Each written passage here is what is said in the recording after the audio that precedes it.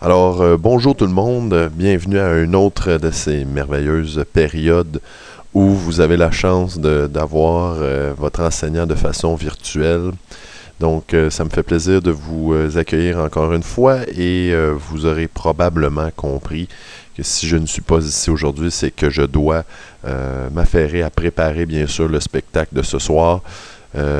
Pour lequel j'espère que vous avez déjà tous vos billets et sinon j'espère que vous allez venir voir Icewind et Chemical Harvest à partir de 8h ce soir au pavillon des Arts de la Seine.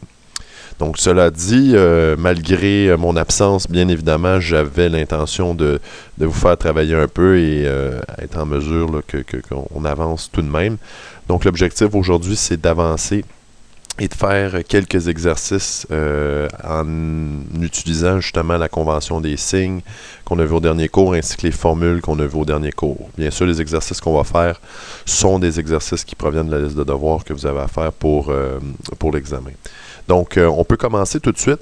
Vous allez avoir besoin, bien sûr, de votre cahier d'exercice que vous pouvez ouvrir aux alentours de la page 95 et également votre cahier de notes dans lequel il y a les formules qu'on a vues au dernier cours ainsi que bien sûr la convention des signes. Ça va être très important parce qu'on va l'utiliser beaucoup aujourd'hui. Donc pendant que je vous laisse sortir tout ça, moi pour ma part je vais disparaître et je vais simplement faire affaire avec PowerPoint. Donc aujourd'hui, on va faire ensemble les exercices de la page 95, numéro 6 en premier, ensuite numéro 5, et ensuite de la page 41, numéro 4. Page 41, on revient en arrière. Pourquoi? Parce que on va faire un exercice qui porte sur les miroirs courbes. Et comme je l'ai mentionné, les recoupements à faire entre les lentilles et les miroirs courbes sont nombreux. Donc à ce moment-là, je veux faire avec vous un exemple justement qui porte sur les miroirs courbes avec les formules, ce qu'on n'a pas fait jusqu'à présent. Donc, allons-y pour le premier exercice à la page 95, numéro 6. Donc, comme à l'habitude, je vous suggère toujours une démarche qui est la même et je disais là, aussi facile qu'un, 2, 3, ben c'est ça. C'est la procédure qu'on doit utiliser ici pour résoudre les problèmes en question. La fameuse procédure de première étape schéma. Deuxième étape, bien évidemment, sera l'étape des données et des inconnus pour terminer avec l'étape des calculs. Donc, si on lit la situation, on place un objet à 20 cm devant une lentille divergente dont la longueur focale est de 30 cm. Détermine la position de l'image par rapport à la lentille ainsi que le grandissement. Donc, vous voyez que j'ai déjà illustré la situation. Petite précision dès maintenant. Quand je parle de schéma dans un problème comme celui-là, il n'est pas nécessaire de faire quoi que ce soit à l'échelle ou de mettre une grande précision là-dedans. J'aimerais juste, dans le fond, qu'on ait une représentation visuelle pour nous aider un peu, mais c'est pas besoin d'être très précis ou quoi que ce soit. Donc, j'ai fait mon schéma ici, c'est une lentille divergente, donc vous remarquerez la présence bien évidemment, là, le foyer image qui est à gauche, le foyer objet qui est à droite, et j'ai pris soin de placer, vous remarquez ici, j'ai pris soin de placer mon objet entre le foyer image et la lentille, puisque ma distance focale de 30 est plus grande que la distance entre l'objet et la lentille qui est de 20. Donc, j'ai pris soin de la positionner avant. Je peux peut-être le représenter ici là, sur mon schéma, donc avec mon crayon, comme ça ici.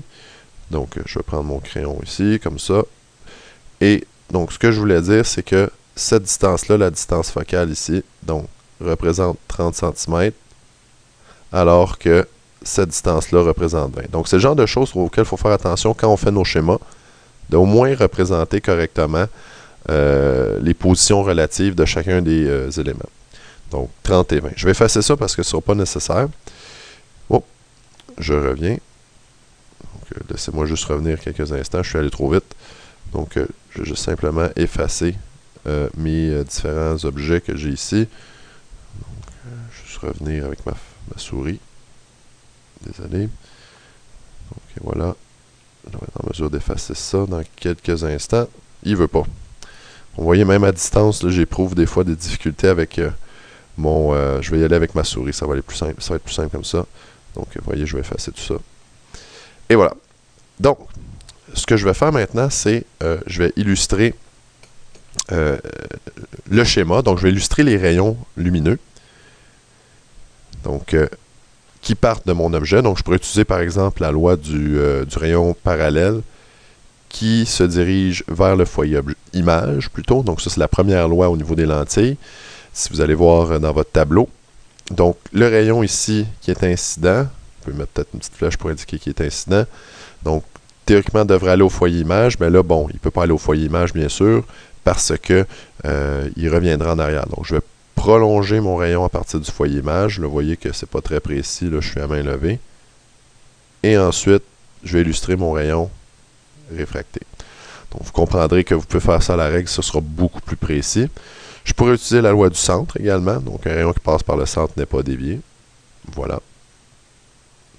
Et on comprend vite. Je vais changer même ma couleur pour que ce soit encore plus clair. Donc, mon image se situe ici. Et voilà. Ça, c'est mon image. Je vais l'indiquer par I majuscule. Donc, j'ai une représentation de ce qui se passe qui va me permettre de, peut-être plus facilement, faire la suite des choses et être capable là, de calculer les données suivantes beaucoup plus facilement. Donc, allons-y maintenant avec l'étape des données et des inconnus. Donc, les informations que j'ai dans mon énoncé de problème, c'est que la position de l'objet est à 20 cm de la lentille divergente. Donc, je sais que mon P, la distance objet, c'est de 20. Et là, je sais que cette étape-là, pour certains d'entre vous, surtout pour les forts en mathématiques, ça semble une grande perte de temps. J'essaie de quand même mettre beaucoup d'accent sur cette étape-là. Pourquoi? Parce que c'est le moment, même si on le sait, même si on sait que c'est P qui est égal à 20, puis que c'est simple dans notre esprit, puis qu'on n'a pas besoin de faire ça, mais c'est le moment de se poser les questions au niveau des signes, des différentes quantités. Et ce que je veux dire par là, donc, c'est que à chacune des quantités que je représente dans mes données, je devrais attribuer un signe, positif ou négatif. Comment je vais faire pour savoir c'est lequel que je mets? Bien, je vais aller voir dans la convention des signes. Donc, dans le cas de la distance objet, donc, étant donné que mon objet se situe avant la lentille, selon le sens de la propagation de la lumière, c'est un objet réel, donc mon P sera positif. Distance focale, c'est une lentille divergente, donc 30 cm. Lentille divergente, est-ce que c'est positif ou négatif au niveau de la distance focale? On va voir dans la convention des signes, c'est négatif. Donc, en fonction de ça, je recherche la position de l'image, donc c'est Q. Je recherche ça ici, je recherche le grandissement. Oups. Donc, je recherche le grandissement.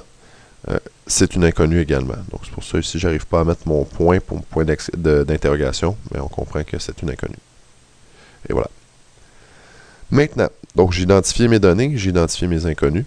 Il s'agit maintenant d'utiliser les formules appropriées. Et c'est un avantage qu'on a à faire la deuxième étape, c'est que en énumérant nos variables, ça devient simple et clair de savoir ce qu'on cherche et quelle formule utiliser en conséquent.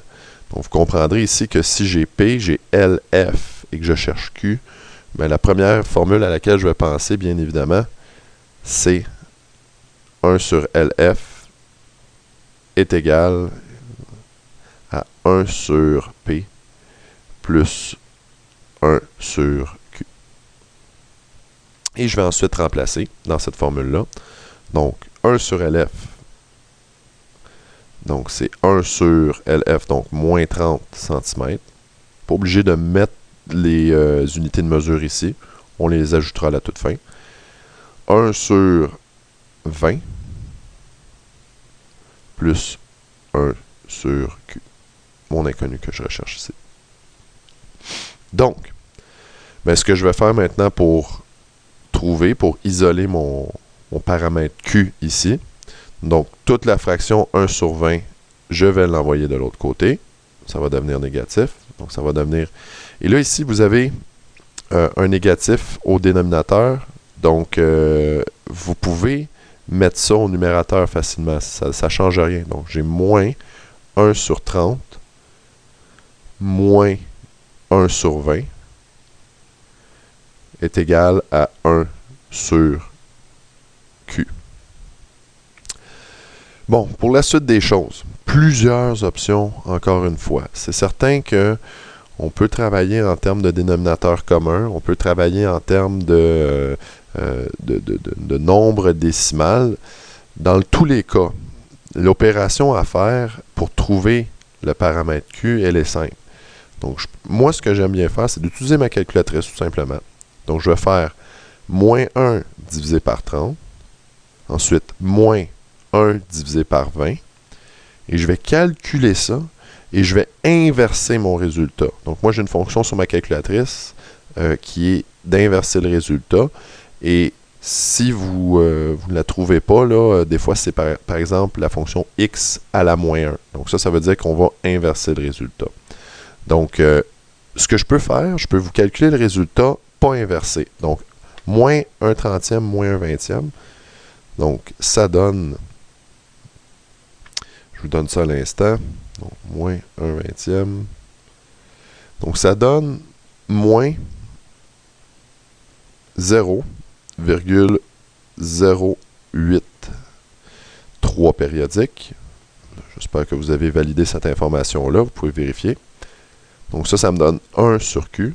Et pour trouver la valeur de 1 sur Q, ben, j'ai juste à inverser mon rapport ici. Donc 1 sur ce nombre-là. Donc ça me donne Q est égal à moins 12 cm. Pour ce qui est maintenant du grandissement, ben, c'est très simple à calculer parce que j'ai et le Q et le P. Et il y a une partie de la formule du grandissement qui nous dit G est égal à moins Q sur P. Donc, si j'ai moins 12, donc moins 12 pour Q, c'est ce que je viens de calculer, divisé par P qui est 20. Donc, j'obtiens mon grandissement ici, 12 sur 20, c'est 0,6. 60%.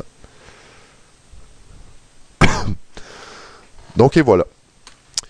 Ce que j'aime toujours faire lorsque on fait un problème comme celui-là, c'est de me poser les questions appropriées au sujet de mes réponses. C'est-à-dire, est-ce que mes réponses que j'obtiens font du sens? Si oui, pourquoi?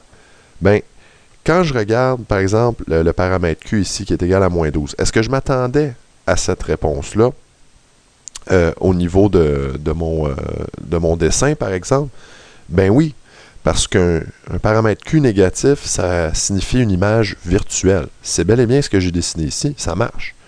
Même chose pour le grandissement qui est positif. Donc, mon image est plus petite que mon objet. Donc, le rapport est plus petit que 1, ça marche. Et, étant donné que c'est positif, les deux sont dans le même sens. Ça marche aussi. Puis, si je reviens également au niveau de mon paramètre Q, 12 cm, c'est la distance entre l'image et la lentille. C'est plus petit que 20. Et donc, mon objet est plus éloigné que la lentille par rapport à l'image. Donc, tout ça fonctionne. Tout ça est cohérent avec notre schéma. Et c'est toujours un moyen de faire une double vérification. Donc, dans la vidéo suivante, on va encore une fois parfaire nos techniques là, à ce niveau-là avec le numéro 5 de la même page.